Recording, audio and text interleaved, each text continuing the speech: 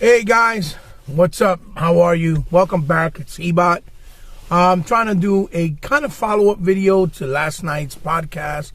We got next late night edition. I implore you, if you have a chance, come check it out. It got really passionate, really crazy. My brother E-Rock and Unlimited were on their element, and E-Rock definitely was having a lot of a nice fine wine and some nice chronic, so to speak. But I was hosted with my brother Sega Forever, Sega Man. And I apologize to my brother T Reaper. I believe he wanted to come in. T, I saw it way later. I am so sorry. I didn't mean to ignore you. It wasn't on purpose. My apologies. As you see, I'm over here in the outskirts of the mountains with the polar bears and with the wolves and a couple of deers. Trying to stay away from civilization because the ponies are out here trying to hunt me down. I want to touch base on some things that I was trying to explain, where the point of view where I was trying to get at yesterday, of some things that I couldn't touch because running press for time and because, you know, it was getting crazy and hectic and people had to go to work and stuff like that. So hopefully I can kind of bring that up and talk about it now. And shout outs to all the people in the chat. It was really nice to see everybody conversating and bringing out their passion and bringing out all good points of views from everybody. So many people have so many points of views that really touch home, right, and really make a lot of sense. So what I was trying to say that was bothering me big time was that this move that Sony did, don't get it twisted. People are trying to say, oh no, it didn't happen overnight, it wasn't reactive. And I'll keep arguing that it very much is reactive. I'm pretty sure Sony have been talking to Bungie for a while now about the idea, you know, of them acquiring them in this format where they would stay independent and they can still make multi-plat, but Sony makes money with them because Sony needs money. Sony's trying to figure out a way how they can make some capital because they don't have a Game Pass equivalent. They need to figure out a way how to get, you know, content if they do another type of Game Pass equivalent service themselves. And the way you do this is by trying to make your competitor look bad, or like try to make them look like they're the anti-consumer competitor when all this time Microsoft has been nothing but pro-consumer. And that's why I said that it's a dangerous line that we can't ignore, because Sony's very sneaky and they've always had the media and people on their side in a way where they can try to change this narrative, which is exactly what they're trying to do for a lot of reasons. And the way they did it was the way that Microsoft did with Activision, how they're trying to save the company and employers from not losing their jobs, and the history of a company that basically has been around since the 70s, right? And at the same time, it benefits them with content and with the ability to create IPs from the new and old and bring them back to light, right? To add to their repertoire, this portfolio, right? All while saving the company and saving the perception of the company, which is a great thing. But the way that Sony's doing this is they made sure, and again, I saw tons of headline even this morning saying how the difference is Sony's going to allow this pro-consumer, pro-consumer movement of allowing it to be multi-plat. Unlike Microsoft, they're being anti-consumer. Like I said, Sony's trying to use this as leverage so that they can somehow convince Phil to keep other multi-plats from, all the games from Bethesda, probably even presumably from Activision, keep them multi-plat because they know some of those games, like Call of Duty, for example, makes them a whole lot of money. And they're going to lose a lot of money by doing this. So they figure, well, we do an investment of $3.6 billion that we barely don't have, get ourselves more in debt, but it should pay off in the long run if this works the way we want it to work out. And I'm telling you, Sony's methodical in that way of thinking and the way they've done things through the years. If you follow them, you know there's the type of behavior and the type of mindset that they have. It's not something I've made up. If you look back in their history, it's always been this way with this company. They are all about mudslinging, strangleholding, and being slick and trying to throw as much shade indirectly, directly, or behind people's back to get their way. And like, for example, one of the other things I saw, shout outs to Zobi. He's done a lot of great videos. Go check him out. He's so funny, so entertaining. But he's a gamer, you know, at heart. He really loves gaming, and he respects gaming. He knows his history as well. He did a video how saying that, you know, which I was trying to bring up yesterday in the topic, that the point of his media is trying to say that when Microsoft buys something and acquires something, it's monopolization. It's bad. It's unhealthy. It's not good for the industry. But when Sony makes an acquisition, it's great. It's fantastic. It's pro-consumer. It's for the well benefit and the great creative minds behind over there at the Sony camp and the Sony business and then the Sony brand, that their moves are all intelligent and all very specifically and critically done for benefit of making Sony, the brand, greater and better than anyone else. And that's why they stand alone. And this is a kind of bullshit mockery and bullshit, type of, of messaging that's been going on. I mean, I woke up this morning to What's Culture, right? .com, which them motherfuckers are a bunch of fucking idiots over there too, saying this is why Sony will acquire Capcom next. So now everybody's trying to pull this card like Sony's going to keep acquiring all these companies so they can make a multi-plat and make money out of it and help everybody else. Meanwhile, everybody else gets to play everywhere else, while Microsoft is being this big bad wolf, taking all these companies just for their benefit, when the fact of the matter is the reason why Microsoft started to invest in developers, right? It's because they didn't have developers. They had only 5.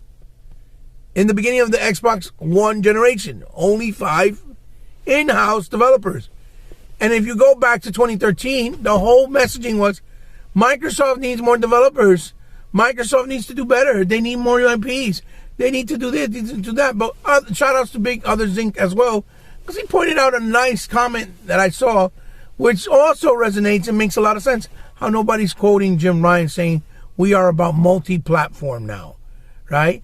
And if you go back to 2013, 15, 14, when Phil made this type of statement stating that we're about beyond consoles, we want others to play, they pushed the narrative, oh, Xbox is garbage, there's no reason to own one, why buy a console when you can play your games everywhere else, this is why Xbox, the console, is trash, there's no reason, the idea is dumb, you just need a PC, you don't need the Xbox don't know and understand the reasoning and the idea behind an exclusive, that's the most important thing, and all types of shenanigans, all types of garbage and shenanigans.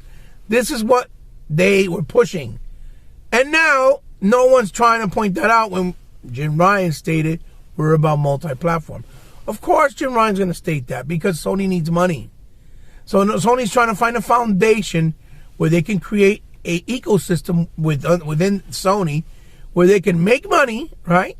Make money with other smaller developers, meanwhile still being slick and greedy and keeping big names of games that should be multi-plat that they have no ownership to on their platform and their console exclusively. What games you talking about? Very simple. Spider-Man, Wolverine, Final Fantasy, and Street Fighter, just to name those 4, because those are the 4 biggest of the ones that they have under their roof, that they have no ownership to whatsoever, and the only reason they have some type of leverage is because of circumstances with movie rights, right? And they're playing the card game, right? Microsoft is the big bad wolf because, oh my God, why would you take away the player base that's so big on Call of Duty away from Sony? When I already stated in my video yesterday that the reason why that player base got big was because they left from 360 to PlayStation because of the exclusive content that Sony deliberately paid for to keep away from the Xbox ecosystem so that they have it first on their console. Okay? And what happened? It worked in their favor, and people went over there for Call of Duty. That is why it's the number 2 played game on that console. And these are the type of things that I was trying to convey yesterday in the podcast, which I kind of couldn't do and ran out of time because Like I said, my brother got passionate. They got a little crazy. And, you know, they went off the wall. They didn't want to hear it. They don't want to hear it. They want Sony dead. And I get it. I want Sony dead, too, for a lot of reasons. Not for the reasons you guys may think, but for the reasons of principle, of all the fucked up shit they've done in this industry to a lot of the pioneers with no respect and pushing their way in with no kind of respect towards the industry itself. Me personally, right? But at the same time, I know how powerful their manipulation skills are because they've done it through the years. And they're doing it right now with just one moment and sabotaging everything Microsoft, trying to sabotage everything that Microsoft has done to this point in a positive way to try to make light and make negative perception towards them, but in a way where it would hurt them, right? Because Microsoft already gets negative perception, but to make negative perception in favor of them to push eyes back against the wall towards Microsoft and put eyes back again on them, right? Because they know Horizon Zero Dawn's coming out 2 weeks from now. Why announce this 2 weeks before that? Because you're kind of sabotaging the hype of Horizon. But at the same time, I'm thinking to myself, well, not really, because the hype of this, then going into Horizon, you know the media is going to do exactly what Brother E-Rock and a lot of us have been saying, like myself, since forever. Once Horizon comes out, they're going to be like, it's a complete masterstroke. It'll make you come without even touching your groins. That's the type of stupid, asinine comments you're going to hear about the game in the reviews. And rest assured, you better not doubt that even those Microsoft so-called fans are going to be shills pushing that agenda. Oh, it's fantastic. It's amazing. They're all going to do it, okay? All of them. All of them, okay? Trust me. The usual suspects, the ones that have been doing it for years, they're all going to do it, okay? With maybe the exception of one or two that actually have the guts to stand for the truth and what they believe in. And I'm not saying the game can't be good. It could be good. And I'm not saying that. But I'm just saying as traditional application and practices, this is what they're going to do, even if the game is not that great or they're going to overhype it. Just because it's the first exclusive for Sony in the generation of this year, and because it's the first big AAA they're coming out with, and because they want to continue the hype since Sony has been out of the narrative, out of the conversation for a long time since last year, since this whole generation started. It's been nothing but negative, right? So this is how they're looking at it with their mindset. And like I said, it already started. It already started because I woke up this morning and I saw that article saying this is why Capcom will be next for Sony's purchase, right? And these people are not understanding that Microsoft bought developers because they needed them. Sony had developers, a lot of them, at that point. Microsoft has capital that Sony doesn't have to expend, that is expendable. So they have a service that they created that worked, that's helping the gamers, the industry, and moving the gaming industry forward, right? In different ways. That is lucrative, right? And profitable. So they decided to buy studios they needed to keep feeding this service. And they will continue to buy it little by little as time goes on to continue giving content to the service. The same way that Netflix does, the same way that Hulu does, the same way that Disney Plus does, and every other service. Difference being, when you have those services, you never have ownership or a option to have ownership to none of that content. It's just you view it and that's it. When you are on Game Pass, you have the right and the option to ownership with discounts. That is the biggest difference. That's why it's not apples to apples, like they're comparing it to Netflix. But the idea behind it of adding content is very much like Netflix. You need to keep feeding it with big and good content that is, compelling. Because if you don't, then people are going to lose interest and stop subscribing. And the whole point was it was called the welfare pass because you saw nothing but smaller titles or titles that were not maybe AAA, but maybe AA or single A at most. And people are like, oh, they're just giving you shovelware or games that are not really that great, even though that's not true at all. Unless it's their AAA titles that are exclusive, and you know that their AAA titles don't have quality like Sony games because they're movies and have mocap and they feel like a movie, which is also absurd because that's not what gaming is about. Games are about video games, the quality and the evolution and of the gameplay mechanics, and the fun factor. Movies, style, cinematic scenes, graphics, sound, all that is the icing on the cake. That is a bonus. That is not the main focus of a video game. Period. I've said this thousands of times. So, again, make no mistake. My point is that Sony is going to use this with the media, and they're going to try to spin it around like Microsoft is now trying to be anti-consumer and greedy because they're trying to get their way. They're trying to make sure that they keep stuff like, you know, the next maybe Elder Scrolls or the Call of Duties of the world that make money on their console, continue to be on their console, so continue to flourish and continue to make money for them. Because they already know they have MLB on all platforms. But they don't own the license for MLB. They never did. So the MLB said, no mas, we want this game on other platforms so that because make more money for us, because your contract with us being exclusive on PlayStation is not making enough money for us. And if you go look at the sales numbers, they weren't selling well at all. None of the MLBs. I mean, I looked at one of the years that it was sold that's bad as only 450,000 units one year. Because it just, sports games are niche, believe it or not. They're a niche platform, especially specific sports. Football probably is the most selling game not next to soccer. But something like baseball, not so much. So that's why it was, you know, the sales weren't too great. And the MLB cut that deal, but still gave them a deal by saying, well, you can still make money. We can still cut a deal, and you can still have your developer make it and give you a nice amount, a nice percentage, but we want it multi-platform. And Sony has seen this. So now, with somebody like Bungie, right, that they knew they couldn't just flat out keep it exclusive because that's not their motto or their mantra and their ideologies and way of thinking.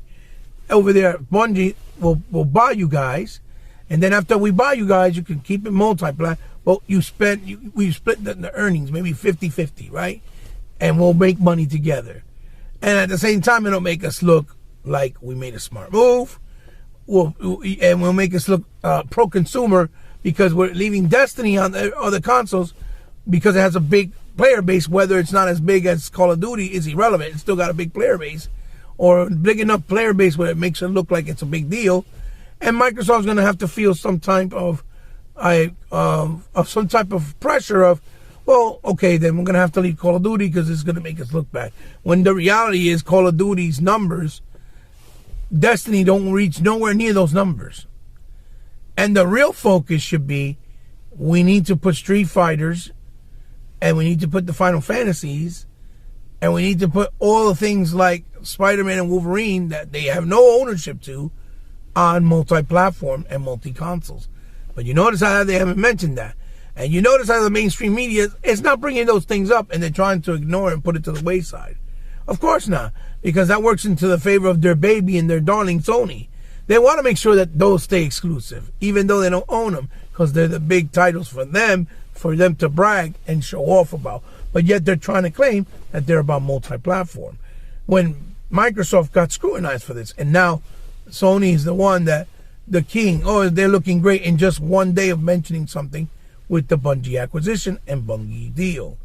And that's what I'm trying to point at. We can't lose focus, people, as the Xbox fan base, and we can't stop acting like this is not going to try to happen. We got to call it out, and we got to stay on top of it, because I see it already where people are just trying to act like, well, it's enough because it's not going to matter because they did something like the way E-Rock feels. Which he's right in a lot of ways, but you still got to be careful because they can play. It's a dangerous line. They can play the role where it will hurt Microsoft with perception like they're anti-consumer, even though that hasn't been at all any way, shape, or form what they've been trying to do. But that's what they're going to try to skew it as, right? And they're going to try to make it that way and work it in their favor, especially the medias and the people out there that Sony is their precious darling. right? Because they're the true ultimate fanboys and true ultimate shills. So that's the point of what I'm trying to get at. It's a fine line, and we can't let them try to get away with that because it's bullshit and it's false information. That is my point of what I was trying to say last night in the conversation. And it's true. No one's calling that crap out where when Microsoft does an acquisition, oh, it's bad. It's monopoly. But when Sony does it, it's fantastic and it's great for the whole world and for the industry. Meanwhile, they're not calling out that they said we're going multi-platform. They're just trying to get that perception. They need money. Sony needs money. So this is a move that will not only help them make money, right, without having to worry, really invest hard, and take the risk of only keeping it exclusive, right? And at the same time, it will also help them to create a competitive developer that knows how to do, let's say, a first-person shooter or multi-platform games that are pay-as-you-go service games like Destiny is now with free-to-play, to create something more for them that's lucrative, that'll make them money, with microtransactions, and also make them IPs that can compete with the likes of things like a Halo or like a Doom or like a Wolfenstein, which are all under the umbrella of Xbox and Microsoft now, right? So we got to keep that in mind, people. Don't get jaded and don't get blinded by the fact that we are on top as far as with the moves and acquisitions, and we got so many big players now under the Microsoft umbrella. Any false move that Microsoft makes, these mother effers will make sure they'll use it against their advantage to hurt them. And they can go down spiral real fast, because that's what happened in the Xbox One generation in a matter of a blink of an eye. And it was all unwarranted, it was all fake, and it was all pushed by the media, the haters, the fake influencers, the trolls, and the so-called weak Xbox community. Guys, give me a thumbs up if you liked the video. Give me a thumbs down if you didn't like the video. I'll see you in the next one. Thank you for stopping by. Leave a comment down below. Let me know what you guys think to make good gaming conversation. Share this video with someone you think might like it. If you're new to the channel, thank you for stopping by. I hope that you liked it enough to subscribe. And if you did, thank you so much, because I know you didn't have to, but it means the world to me, and I'm completely humbled because you did. But remember, I consider you now part of my family. As always, for all of you to continue to give me support, thank you so much for the amounts of subscribers I've been getting lately. Thank you so much. The goal is to get to 1,000 sooner than later. I'm getting really close, and that's a really beautiful thing. It's taken me a long time of hard work and trying to push my channel with pure and honest content, without trying to buy my viewership or trying to buy my audience by just doing giveaways or doing things to entice them just to come for something, but but instead making them come because they like the content that I create and that I present to them when I do these videos or when I do anything on my channel. That's from the heart and from the passion and the love that I have for the gaming industry and the culture and for figures and movies and all types of stuff. So guys, if you want to find me on social, you can find me on Instagram under C_respect, on Twitter under the most powerful gaming historian. Here on Twitch, you can find me under HeBot_8, right? No, he_bot8 powerful gamer. All lowercase, all one word, except the H is capital. It's capitalized.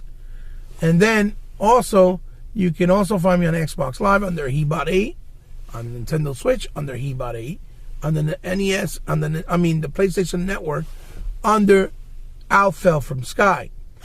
If you guys would love to help me in any way, shape, or form, guys, you know how to do it. If it's from the kindness of your heart, if you have the means to, if you just want to help my channel grow because you like what I do, it'll mean the world to me. It'll help me. It'll go a long way. Trust me what I'm telling you. And it's not obligated. It's only if you want to. It's all down in the description below, down in the bottom, and with my PayPal and Patreon information, and you'll know how to do it from there. Or if you want to donate anything, just hit me up in one of those DMs. If you want me to highlight anything, review anything, it will be my honor to do so. I'll be more than happy to do it. It'd be a pleasure, and I'll be completely humble. Thank you. Guys, I'll see you in the next one. Love you. Let me know what you think. Bye-bye.